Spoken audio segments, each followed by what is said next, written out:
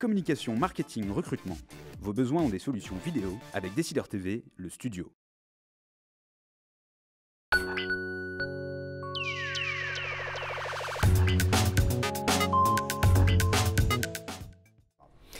Quels sont les grands chiffres de cette exploitation? On arrive à la fin de cette année 2013, les grandes masses. Alors les grandes masses, c'est en gros 200 millions d'euros de budget, dont environ 50% une subvention de l'État. Donc, ce qui veut dire qu'il faut que nous allions chercher les autres 100 millions. Alors, dans le spectacle vivant, 50%, c'est une réelle performance, puisqu'en général, les structures publiques sont subventionnées entre 70 et 80%. Mais il est vrai que la taille de l'Opéra de Paris fait qu'on peut certainement avoir un peu plus de recettes que nos collègues. Alors, quelles sont justement ces autres sources de financement? Alors, il y a d'abord, premier lieu, c'est les recettes de billetterie. C'est en gros les 2/3 de nos ressources propres, ce sont des recettes de billetterie. Ensuite, il faut ajouter à ça le mécénat. Le mécénat, c'est quand même pas loin de 10 millions d'euros. Mécénat qui est cherché tous les ans en collaboration extrêmement étroite avec l'association pour le rayonnement de l'Opéra de Paris, qui est notre société d'amis, de soutien. Ensuite, on rajoute à cela des ressources qui croissent chaque année, ce sont les visites du Palais Garnier. Il y a encore des sujets sociaux importants. Il y a toujours des sujets sociaux au sein de cette maison. Moi, la seule chose que je tiens à souligner, c'est que ça fait 2 ans et demi que nous n'avons eu aucun spectacle d'annulé pour fête grève.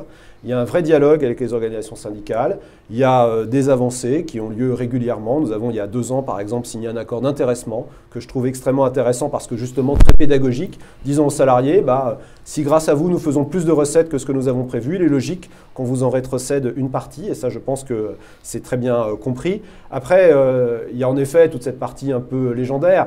Vous citiez cette anecdote, moi je me rappelle du film, remarquable film L'exercice de l'État, qui représente un ministre des Transports qui essaye de faire plaisir à sa femme et en l'emmenant voir un spectacle au Palais Bastille et qui reçoit un SMS, spectacle annulé, grève à Bastille, et il se réjouit beaucoup de cette annulation parce qu'il s'apprêtait à passer 6 heures pas forcément agréable pour lui.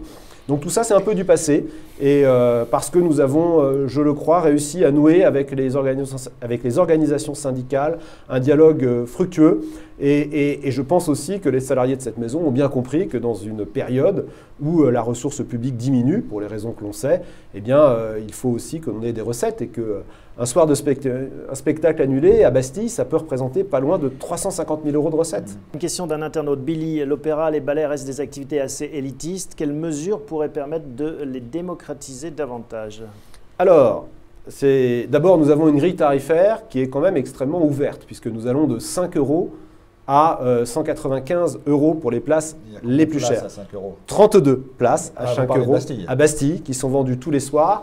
Et à Garnier, nous avons un peu plus de 200 places qui sont vendues tous les soirs à 10 euros. Alors, je serai franc et honnête avec vous, ce ne sont pas des places où la visibilité est parfaite. Néanmoins, vous entendez remarquablement bien et vous êtes dans un lieu magique comme celui de Garnier. Donc, il faut aussi qu'on réfléchisse à se diffuser autrement. Et c'est pour ça qu'on s'est lancé dans des opérations de diffusion de nos spectacles, 6 à 8 spectacles par an, dans des salles de cinéma, en qualité HD, en son numérique. Donc, ce soir, dans 85 salles, par exemple, en France, sera donnée La Belle au Bois dormant et 150 en Europe. Ça sera en direct depuis l'Opéra Bastille, diffusé dans 85 salles en France. Moi-même, je serai à Mâcon ce soir pour aller rencontrer nos spectateurs. L'audiovisuel, c'est aussi un excellent moyen, dans des salles qui sont souvent toujours pleines, d'aller à la rencontre des Français et de leur dire, bien, vous pouvez voir des spectacles de l'Opéra de Paris dans d'excellentes conditions, juste à côté de chez vous.